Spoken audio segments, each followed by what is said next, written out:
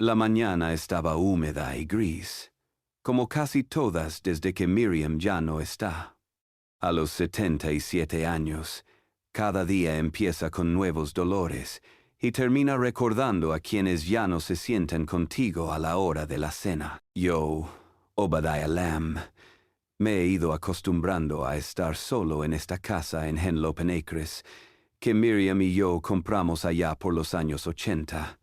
Es una casa grande, de 2 pisos, con vista a la bahía. A pesar de mi artritis, todavía intento mantener el lugar en orden. Esa mañana me estaba preparando un tazón de avena, como siempre. La televisión de la cocina tenía puesto el noticiero local, única voz que rompía el silencio de la casa. Estaba por sentarme a la mesa cuando escuché el sonido de un auto estacionándose frente a la casa. Me asomé por la ventana y vi la SUV plateada de mi hijo Ingram. «¿Pero qué demonios?», murmuré para mí. Ingram normalmente me avisa con anticipación antes de aparecer, y mucho menos tan temprano, a las 7 de la mañana. Salí al porche envuelto en mi bata vieja. Del vehículo bajaron 4 personas: mi hijo Ingram, su esposa Beatrix, y mis nietos Terence y Alwyn. Beatrix de inmediato comenzó a bajar maletas del auto, sin siquiera saludarme. «Papá», dijo Ingram, esbozando una sonrisa forzada mientras subía las escaleras del porche. «Pensamos que sería buena idea venir a visitarte». Señalé el maletero, de donde Terence sacaba otra maleta. «¿Con 6 maletas?», pregunté. «Tenemos pensado quedarnos un tiempo», contestó Ingram, evitando mi mirada. «Te dije por teléfono que íbamos a remodelar, ¿no te acuerdas?» No, no me acordaba. La última vez que hablamos fue hace 2 semanas, y solo me preguntó cómo iba mi salud y la jubilación. «¿Y cuánto tiempo piensan quedarse?», pregunté sin rodeos. «Un par de semanas». «Tal vez un mes», dijo encogiéndose de hombros. «No te preocupes. No vamos a estorbarte». Me dio una palmada en el hombro y entró a la casa. Beatrix lo siguió con su bolso de marca y el celular en la mano, apenas asintiendo en mi dirección. «Hola», abuelo, murmuró Terence mientras pasaba con 2 maletas. «Hola», abuelo, repitió Alwyn. Al menos ella intentó sonreír, aunque inmediatamente volvió a mirar su celular. Ahí me quedé, en el porche, mirando hacia la bahía. Tenía una sensación extraña en el pecho. Sabía que mi tranquila vida estaba por cambiar. Tardé como 10 minutos en reunir fuerzas y volver a entrar. La casa ya no se sentía mía. Había voces, olores ajenos. En la cocina, Beatrix estaba revisando el refrigerador. «Obadiah, este queso caducó hace 3 días», exclamó, mostrándome el paquete de cheddar. «¿Y esta salchicha? Tiene tantos nitratos que podrías morir al instante». La vi en silencio mientras tiraba la despensa que había comprado apenas 2 días antes. Quise decirle que había llegado a los 77 comiendo lo que me gustaba, pero me lo guardé. Ingram, por su parte, caminaba por la casa hablando por teléfono y echando un vistazo a las habitaciones. «Papá», dijo al volver a la cocina, «Beatrix y yo vamos a dormir en la recámara principal». «Ah, ¿sí?», pregunté. «Es para que tú estés más cómodo en la de la planta baja. Así no tienes que subir escaleras». Algo se me apretó en el pecho. Esa era la recámara donde dormí con Miriam por 45 años. Ahí estaban sus fotos, sus libros, su aroma. «Estoy bien». En mi cuarto respondí con voz tranquila. «Subo y bajo las escaleras todos los días. Es bueno para mis articulaciones». «Pero papá», intervino Beatrix, «ya tienes 77. Es peligroso subir escaleras a tu edad. Y si te caes en la noche al ir al baño... Tengo baño arriba, repliqué. Y nunca me he caído por esas escaleras. Siempre hay una primera vez, dijo Beatrix. Ingram, dile a tu padre que nos preocupa su seguridad. Ingram me miró con esa mezcla de lástima e irritación que ya le había notado otras veces. Papá, solo serán unas semanas. Además, la recámara de abajo es acogedora. Acogedora no era la palabra. Era el antiguo cuarto de visitas, con una cama angosta y un ropero viejo. Pero supe que era inútil discutir. Asentí y subí a empacar mis cosas. Tardé todo el día en mudarme, no porque tuviera muchas pertenencias, sino porque cada objeto del cuarto principal tenía un recuerdo. La foto de Miriam y yo en la playa de Cape May. Las argollas de matrimonio en una cajita sobre el buró. Su florero favorito, que nunca guardé después de que falleció. Cuando terminé esa noche, la casa ya no se sentía como la mía. Beatrix había colgado cuadros modernos, acomodado sus chunches en la repisa, movido mis fotografías. En la sala estaba la enorme maleta de Ingram, que ni se molestó en guardar. Los nietos se habían apropiado del cuarto que solía ser mi oficina, de donde salía música fuerte y ruidos de videojuegos. Durante la cena preparada por Beatrix con verduras orgánicas que ella misma trajo, me sentí como un invitado en mi propia casa. Ingram y Beatrix hablaban de sus planes sin siquiera incluirme. Hay que repintar la cocina, dijo Beatrix. Ese amarillo está horrible. Se ve viejo. Era el color favorito de Miriam, dije. Ella lo eligió. Obadiah, eso fue hace 30 años. Nadie pinta cocinas de amarillo. Estaba pensando en gris claro con acentos en verde menta. Esta es mi casa, le recordé, y no pienso pintarla. Papá, intervino Ingram. Solo queremos darle una refrescadita. También es bueno para aumentar el valor de la propiedad. ¿Están pensando vender mi casa?, pregunté, sintiendo que me hervía la sangre. Claro que no, contestó Ingram de inmediato. Pero siempre es buena idea mantener la propiedad en buen estado. Después de cenar, los nietos subieron corriendo a su cuarto sin siquiera ayudar a levantar la mesa. Me levanté para meter los platos al lavavajillas, pero Beatrix se me acercó. Obadiah, así no se hace. Primero tienes que enjuagar los platos, o se tapa la máquina. He usado este lavavajillas por 15 años, le respondí. Sé cómo funciona. Beatrix giró hacia Ingram, que seguía clavado en su laptop en la sala. Dile a tu papá que va a arruinar el electrodoméstico. Ingram ni levantó la vista. Papá, por favor, hazle caso a Beatrix. Ella sabe más de eso. Salí de la cocina sin decir palabra y me encerré en la habitación de abajo.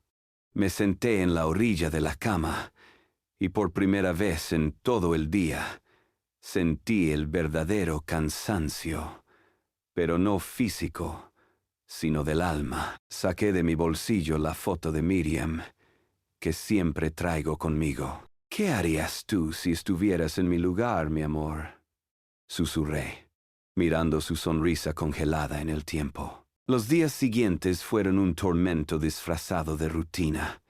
Beatrix impuso un nuevo horario en la casa sin siquiera preguntarme.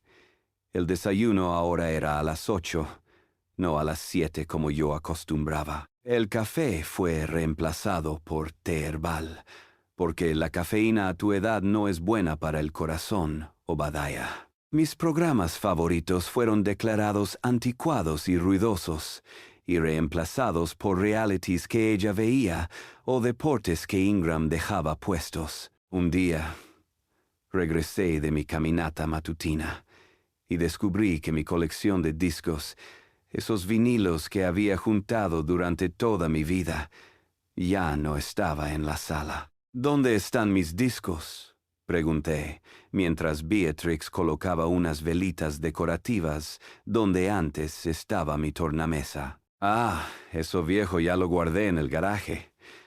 Estaban llenándose de polvo, y Alwyn es alérgica. Eso no es basura, dije molesto.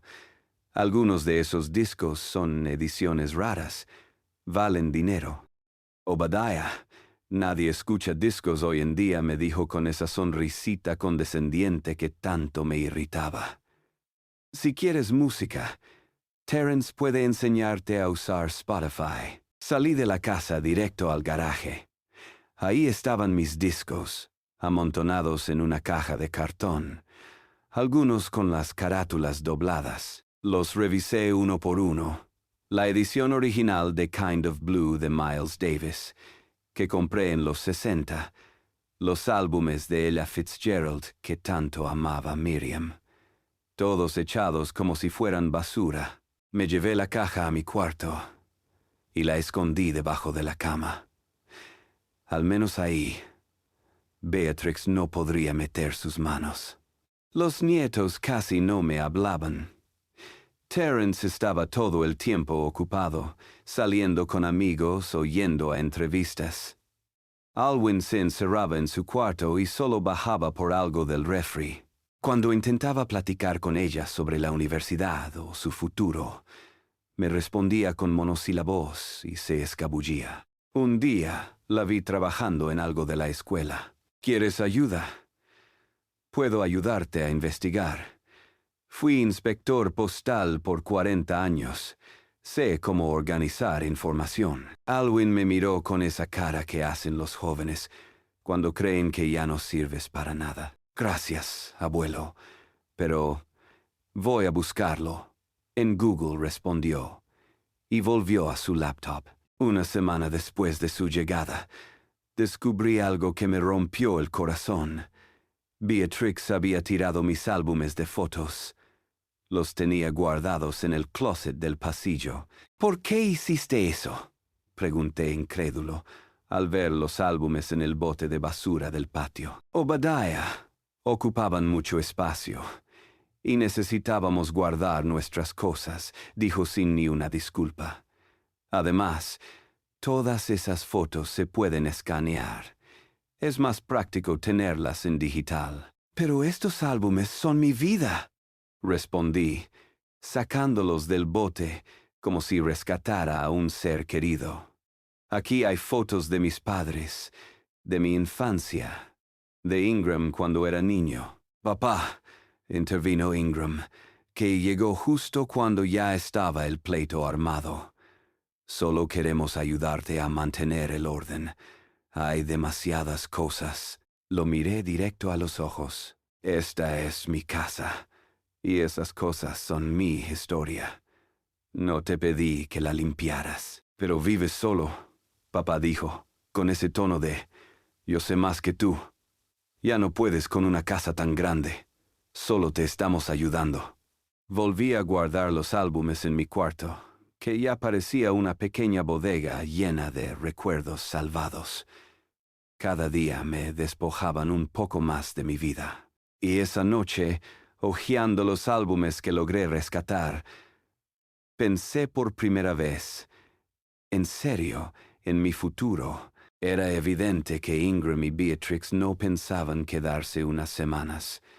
Se estaban instalando, cambiando todo a su antojo. Poco a poco me desplazaban. Me convertía en un fantasma en mi propio hogar. Miré una foto de Miriam y yo, sonriendo, el día que compramos esa casa. Estábamos llenos de sueños. Planeábamos envejecer juntos ahí, sentados en el porche, viendo atardeceres. Miriam no vivió para ver ese sueño. El cáncer se la llevó hace 5 años, y ahora esa casa también peligraba. No podía permitirlo. Todo cambió un domingo lluvioso. 2 semanas después de que mi casa dejara de parecer mía, estaba en mi cuarto, como casi todos los días desde que llegaron, releyendo cartas que Miriam me había escrito hace años y escuchando jazz desde mi celular con audífonos. Al menos eso me lo enseñó Terence, cómo usar Spotify, la única cosa útil desde que llegaron. Afuera, la lluvia caía suave, dejando gotitas en los cristales. Me vino a la mente la imagen de Miriam y yo, sentados junto a la chimenea en días así, hablando de libros, de la vida, de planes que ya no se cumplirían. Entonces, escuché un golpecito en la puerta. Me quité los audífonos, pensando que sería Ingram o Beatrix con otro reclamo absurdo. Pero para mi sorpresa, fue Alwyn quien asomó la cabeza. ¿Puedo pasar, abuelo?, preguntó bajito. Claro. Pasa, respondí, genuinamente sorprendido, pero también contento. Alwyn entró y se quedó parada en medio del cuarto. Miraba alrededor con cara de asombro. Era la primera vez que veía cómo se había convertido ese cuarto en una especie de museo de recuerdos salvados. Pilas de libros, cajas con fotos, mis discos debajo de la cama. «¡Wow!», dijo. «Así que aquí acabó todo lo que desapareció de la sala». «No todo», le contesté. «Algunas cosas tu mamá simplemente las tiró». Alwyn hizo una mueca y se sentó al borde de la cama. «Abuelo, yo vine a advertirte». Eso me puso en alerta. «¿De qué hablas?». «Escuché a mis papás hablando. Mamá ya decidió que sus papás se van a venir a vivir aquí. Van a vender su casa en Rehoboth Beach». Sentí un escalofrío. Aunque esta casa fuera el doble de grande, no había espacio emocional suficiente para esa invasión. «¿Y dónde piensan ponerlos?», pregunté, aunque ya me imaginaba la respuesta. «Por eso vine», dijo bajando la mirada. «Mamá y papá creen que tú estarías mejor en otro lugar». «¿Qué otro lugar?». Mi voz tembló, aunque traté de mantener la calma. «En un asilo. Ya encontraron uno en Lewes. Incluso dejaron un anticipo». Sentí como una ola de rabia me subía por el cuerpo. Ingram y Beatrix estaban planeando echarme de mi propia casa para hacerle lugar a sus suegros. ¿Y cuándo pensaban decírmelo? «Hoy en la noche», respondió Alwyn, apenas audible. «Están esperando que regrese Terence para decírtelo entre todos». «Todos. Menos yo, supongo». Alwyn bajó la cabeza. Yo sonreí con amargura. «Ya ni siquiera soy parte de la familia, ¿verdad?». «No digas eso, abuelo», dijo casi llorando.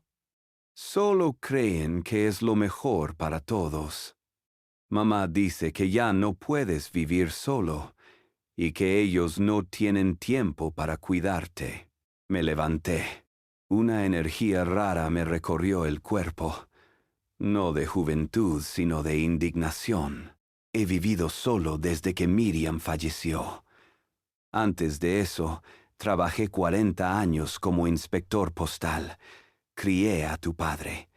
Construí esta casa con mis propias manos, y ahora resulta que soy un estorbo. Alwyn se asustó un poco por mi tono.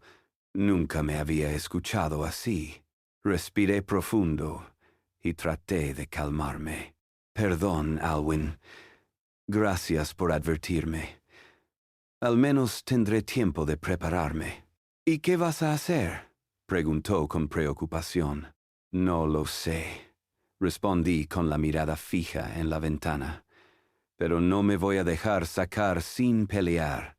Esa noche, como Alwyn me dijo, Ingram convocó a una reunión familiar en la sala. Yo me senté en mi antiguo sillón, el único mueble que Beatrix no pudo mover, porque me negué a levantarme de él cuando intentó limpiar. Ingram se veía tenso. Beatrix, inquieta, movía el pie al ritmo de su impaciencia. Terence revisaba el celular como si no estuviera ahí. Alwyn no me miraba. Papá, comenzó Ingram tras un largo silencio. Queremos hablar contigo sobre el futuro. ¿Mi futuro? Interrumpí, mirándolo directo a los ojos. ¿O el futuro de esta casa? Ingram dudó, pero Beatrix tomó la palabra.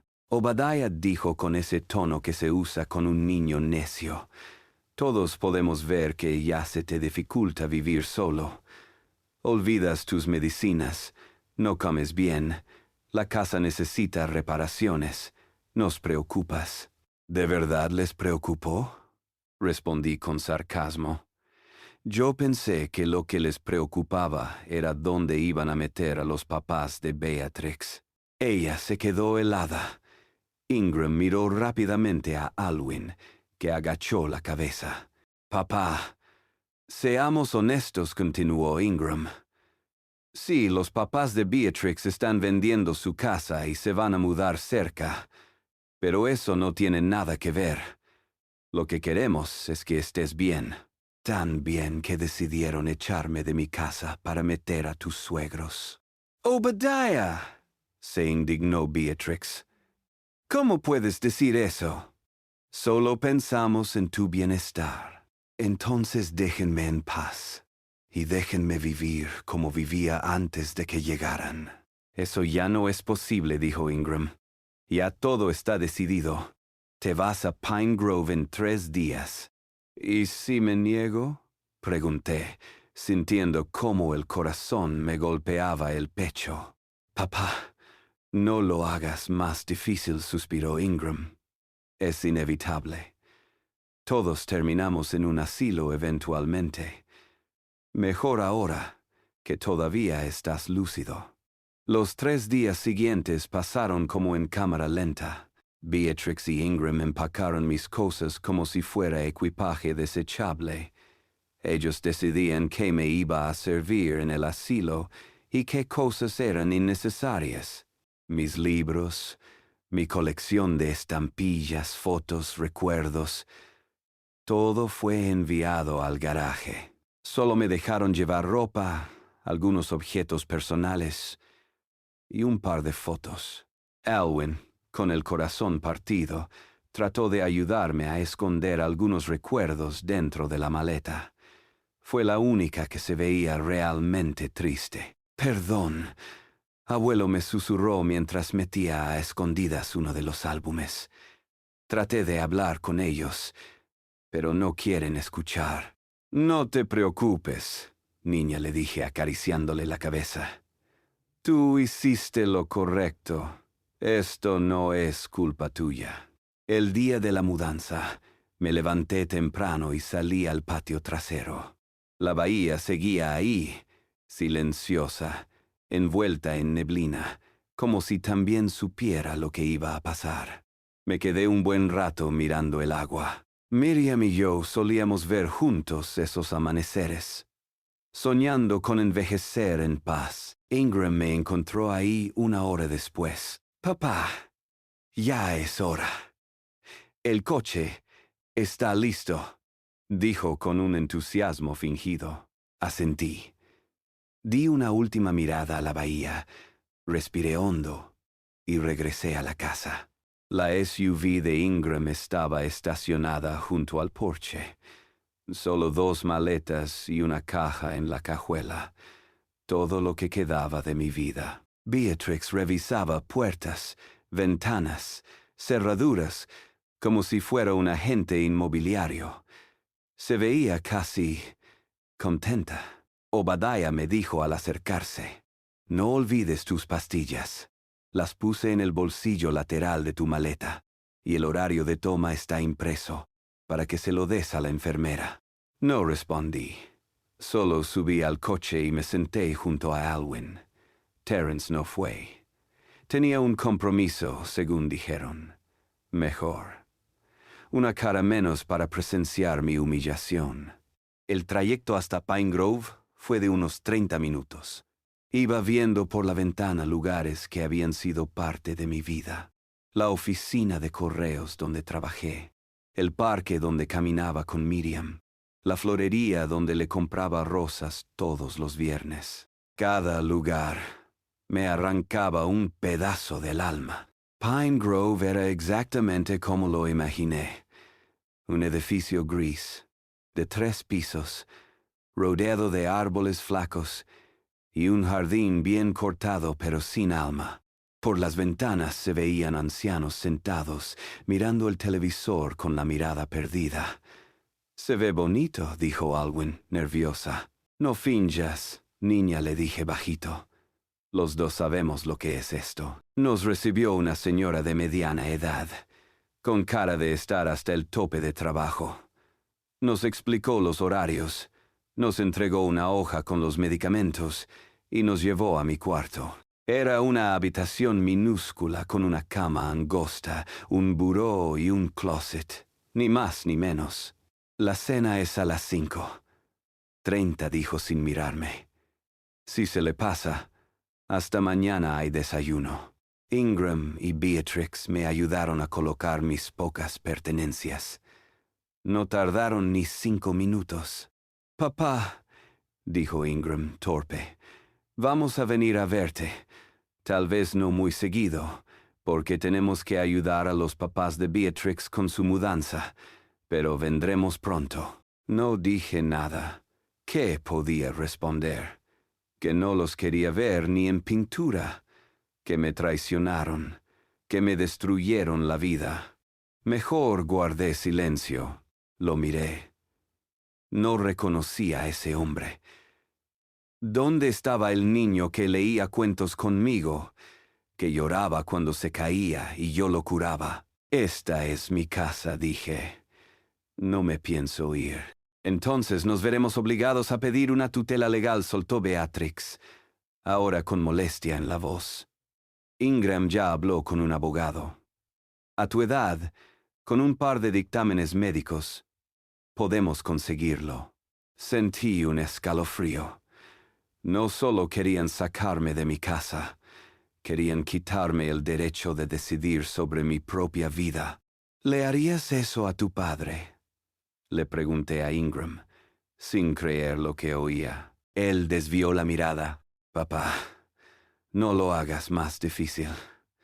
Solo di que sí, y todo saldrá bien». Sabía que esa pelea la tenía perdida. Ellos tenían juventud, dinero, abogados. Yo solo tenía mi terquedad y mi dignidad. «Está bien», dije al fin.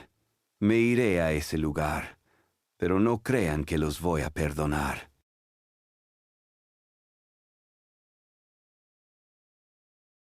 Alwyn me abrazó fuerte. Sentí sus lágrimas en mi camisa. «Voy a venir a visitarte, abuelo. Lo prometo». «Lo sé, niña. Cuídate mucho», le dije, acariciándole la espalda. Cuando se fueron, me senté en la cama, y por primera vez en años lloré como un niño. Lloré en silencio, con los puños cerrados y la vista fija en las paredes vacías de ese lugar que ahora era mi hogar. La primera semana fue lo peor. La comida sabía a cartón. La rutina era aplastante. La mayoría de los residentes eran más viejos que yo, o estaban perdidos en sus propios recuerdos. Algunos ni reconocían a sus propios hijos. Pasaba los días en mi cuarto, leyendo los pocos libros que logré traer, o mirando las fotos que Alwyn me ayudó a esconder. A veces salía a la sala común, nomás a ver por la ventana esperando ver el coche de Alwyn, pero nunca llegaba. Y entonces, en el día número 10, pasó algo que cambió mi destino. Estaba en el comedor, intentando tragar algo que supuestamente era estofado de pollo, cuando escuché una voz familiar. «Obadiah. ¿Obadiah Lamb?» Alcé la vista y casi no lo creía. Era Ferris Dunham, delgado, con barba gris y una sonrisa genuina. «Ferris», Pregunté incrédulo. Nos conocimos trabajando en el servicio postal. Años después, él se fue a un banco. Fuimos buenos amigos, pero perdimos contacto cuando su esposa falleció y se mudó a Baltimore. ¿Qué demonios haces en este lugar?, me preguntó mientras se sentaba conmigo. Mi amoroso hijo decidió que este era el lugar para mí, respondí con una sonrisa amarga.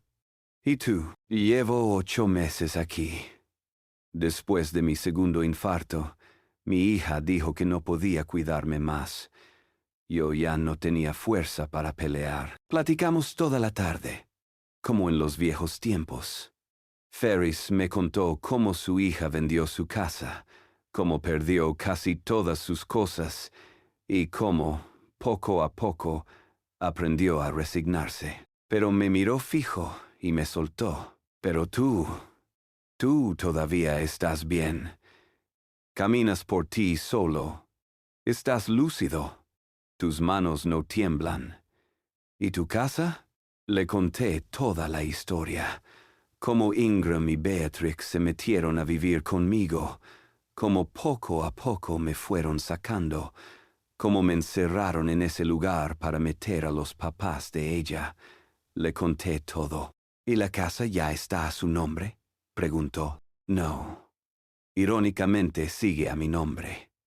Ingram iba a ponerla a su nombre hace 2 años, pero no quería pagar los impuestos por donación. Siempre decía, luego lo hago. Esperaba a que yo... Bueno, ya sabes. A que te fueras al otro barrio, dijo Ferris. Sin filtro. Asentí. Exacto.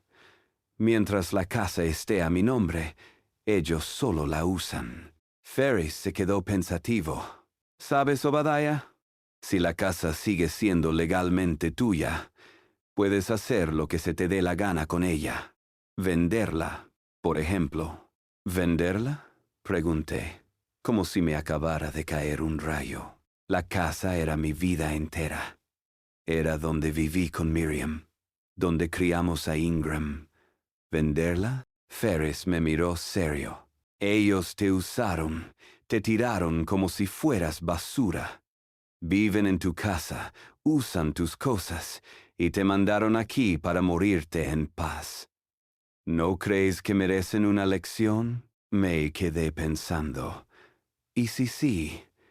¿Y si vendía la casa a sus espaldas? ¿Estás sugiriendo que la venda sin decirles?, pregunté, con una chispa de esperanza por primera vez. Exacto, dijo Ferris, con una sonrisa astuta. Yo trabajé 30 años en un banco, Obadiah. Sé cómo funciona esto. Si la casa está a tu nombre, puedes venderla sin que se enteren, hasta que ya sea demasiado tarde. Imaginé las caras de Ingram y Beatrix cuando se enteraran de que la casa ya no era suya. Sería la venganza perfecta. ¿Y dónde voy a vivir después?, pregunté. Vendo la casa. ¿Y luego qué? Ya pensé en eso, dijo Ferris, guiñando un ojo. Tengo un sobrino que es agente inmobiliario. Puede ayudarte a encontrar un comprador dispuesto a dejarte vivir en una casita o anexo dentro del terreno. Hoy en día, muchos ricos hacen eso con tal de conseguir buenas propiedades. Una idea empezó a germinar dentro de mí. Podía recuperar el control de mi vida y al mismo tiempo darles una cucharada de su propia medicina. Ferris, le dije, mirándolo con una nueva determinación. Cuéntame más de ese sobrino tuyo. Tal como me prometió, Ferris me presentó a su sobrino Horace al día siguiente.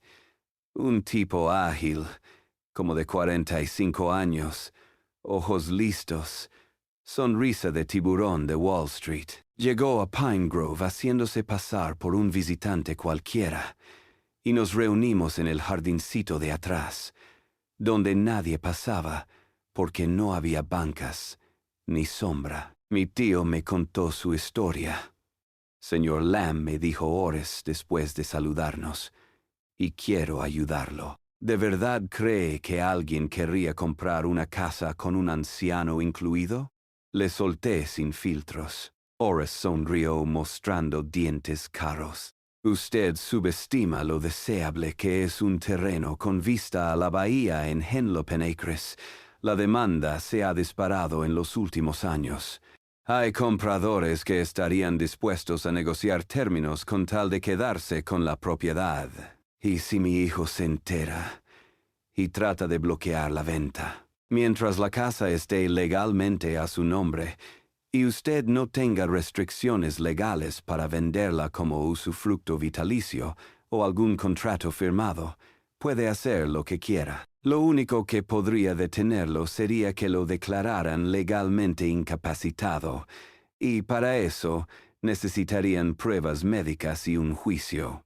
Por eso me metieron aquí, ¿verdad? Solté con amargura, para que luego puedan decir que no estoy en mis 5 sentidos. Exactamente, respondió Horace sin rodeos. Por eso hay que movernos rápido y con mucha discreción. Yo me encargo de todo. Publicamos la venta sin dirección exacta, solo con la zona, y vemos quién se interesa. Yo organizo las visitas mientras su hijo esté trabajando. ¿Y cómo se supone que salga de aquí sin levantar sospechas? Fácil, respondió. Vamos a inscribirlo a las salidas sociales del centro. Paseos al jardín botánico, al museo. Ya sabe, lo sacamos con una de esas, pero en lugar de ir a ver plantas, va a enseñar su casa. ¿Tiene llaves? Claro. Las traje en mi chaqueta y nadie las revisó. Perfecto. Ya con eso tenemos lo necesario. Me sonaba a película de espías, pero también a esperanza. Y con eso bastaba.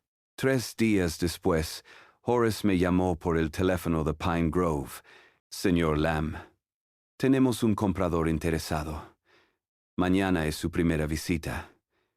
Ya hablé con la administración, y oficialmente usted irá de paseo al jardín botánico. Yo lo espero en el coche a la vuelta de la esquina. Al día siguiente me puse mi único traje, el que Beatrix me dejó llevar, y me uní al grupo de ancianos, esperando el camión. Cuando llegó, me escabullí, y me subí al sedán negro de Horace. ¿Listo para volver a casa, aunque sea en secreto?, preguntó él, guiñándome un ojo. La pareja interesada era justo lo que esperaba. Neoyorquinos, con cara de tener todo menos sentido común. Ella criticó la cocina, los baños, los colores. Él solo se preocupaba por la vista y si habría espacio para una alberca. El terreno está bien, pero todo está tan pasado de moda, dijo ella, tocando con asco los azulejos de la cocina.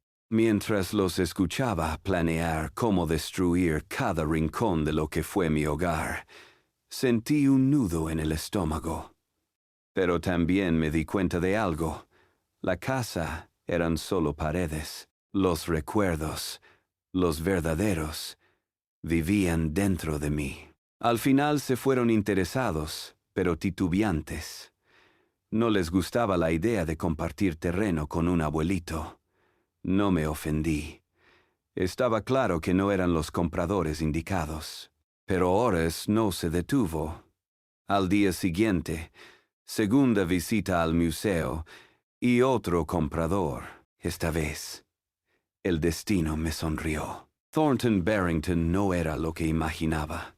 Nada de traje caro, ni cara de snob.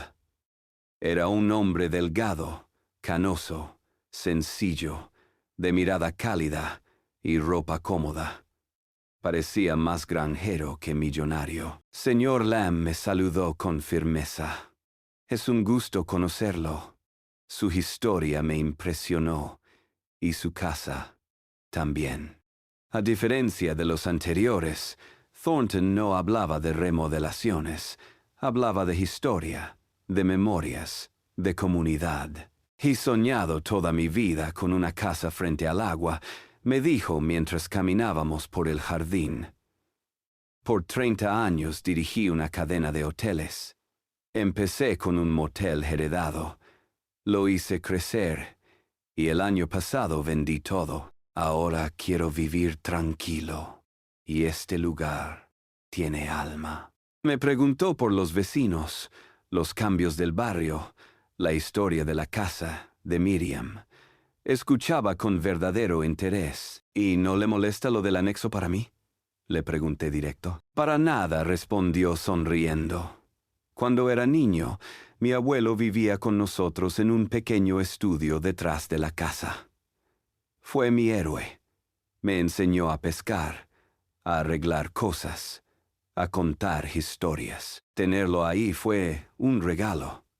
Si puedo repetir algo así, créeme, sería un honor. Sentí que algo en mi interior se encendía. Por primera vez en mucho tiempo, alguien me veía como persona, no como estorbo.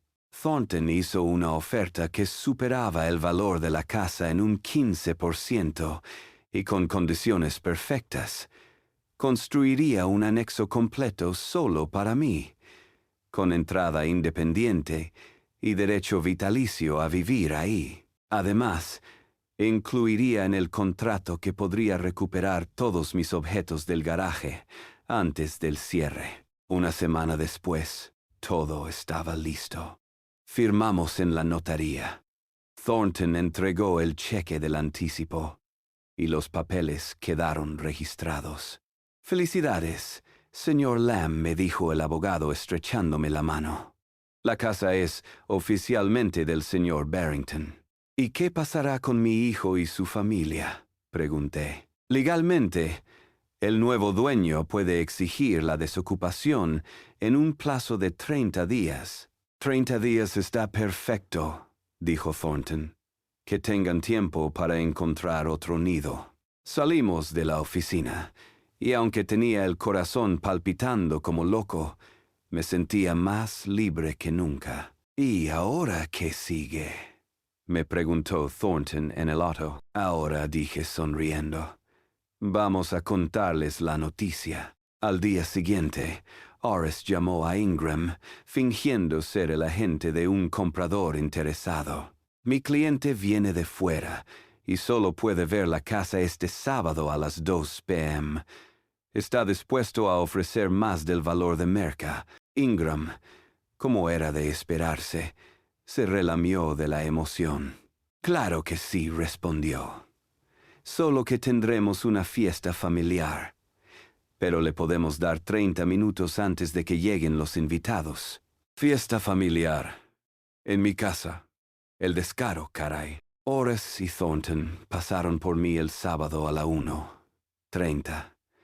Yo, trajeado y bien peinado, con los zapatos brillando como si fuera a casarme. Thornton iba en su Mercedes, elegante pero relajado, como si fuera el dueño, porque, bueno, ya lo era. Al llegar, el lugar parecía una boda. Catering, flores, manteles blancos, música clásica, y un Ingram en camisa medio abierta y con una copa en la mano. «Señor Dunham», dijo, dándole la mano a Horace, «gracias por venir. Solo tenemos un rato antes de que empiece la fiesta». Y entonces me vio. Su cara se desfiguró. «Papá, ¿qué estás haciendo aquí?» «Vayan a ver mi casa». «Bueno, mi ex casa», le respondí con calma. Ingram apenas reaccionaba cuando Thornton dio un paso al frente. «Thornton Barrington, mucho gusto. Soy el nuevo propietario». Ingram tragó saliva. «¿Nuevo qué?» Beatrix apareció desde el fondo, arreglada para la fiesta. Al verme, se le fue el color. «Obadiah, ¿qué significa esto?» «¿Por qué no entramos?», sugirió Horace con tono de abogado buena onda. «Así evitamos hacer un escándalo en la entrada. Ya adentro, con la casa lista para la celebración del suegro de Beatrix, Ingram soltó. «¿Qué diablos está pasando?» «Muy simple», dije. «Vendí la casa. Ayer quedó registrada oficialmente. Tienen 30 días para desalojarla. Silencio. El tipo de silencio que solo se escucha cuando a alguien se le cae el alma. «¡Esto es ilegal!», gritó Ingram. «No puedes hacer eso. Estás en un asilo». «Soy un adulto con plenas capacidades», intervino Horace sacando documentos. «Aquí está el contrato, la firma notariada y el dictamen médico. Todo en orden». «Pero vivimos aquí», chilló Beatrix. «Mis papás se mudaron con nosotros. ¿Qué vamos a hacer?» «No es problema mío», respondí. «Tranquilo como maestro zen. Ustedes tampoco se preocuparon por mí cuando me mandaron a pudrirme en Pine Grove».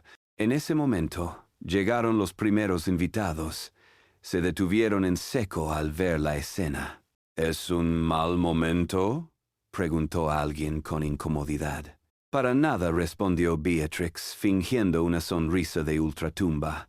«Cosas de familia. Quédate con tu venganza», papá, dijo Ingram entre dientes mientras me escoltaba a la puerta. «Pero esto no se queda así». «No es venganza», le dije. «Es justicia. Y es libertad». En los días siguientes, las llamadas de Ingram llovieron como tormenta. Pasó de amenazarme con demandas a suplicarme que revocara el trato. Pero no había vuelta atrás. Mientras tanto, Thornton se encargó de todo.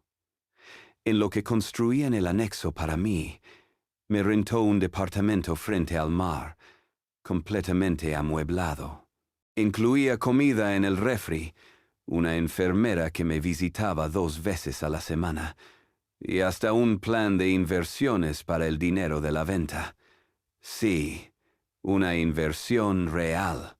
A mis 77 me sentí libre, me sentí digno, me sentí vivo. Y Alwyn cumplió su promesa. Cada sábado venía a visitarme.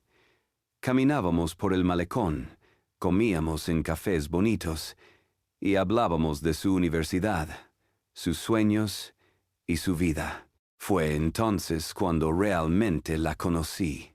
«Nunca te había visto tan feliz», abuelo me dijo un día.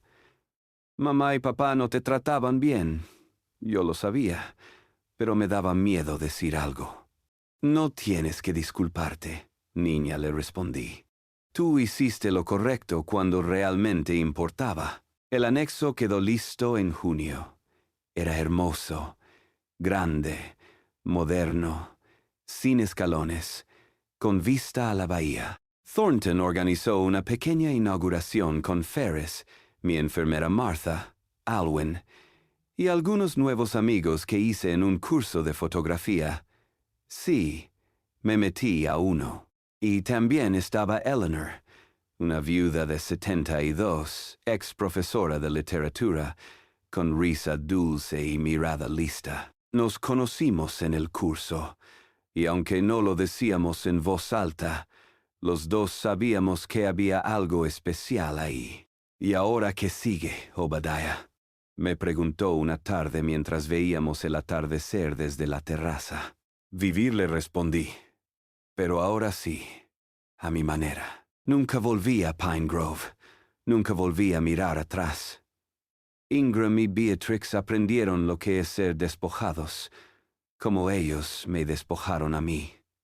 Y aunque no los odié, tampoco los perdoné del todo. Quizás algún día lo haga, quizás no. Lo que sí supe fue esto: nunca es tarde para recuperar tu voz, para decir no más, para empezar de nuevo. A los 77 encontré la paz, la dignidad, el control y, sobre todo, la libertad de vivir mis últimos años en paz, rodeado de gente que sí me ve, que sí me escucha, que sí me quiere. Y así, mirando el reflejo del sol sobre la bahía, entendí algo profundo. La vida no se acaba cuando te sacan de tu casa. La vida empieza cuando decides no dejar que nadie más decida por ti.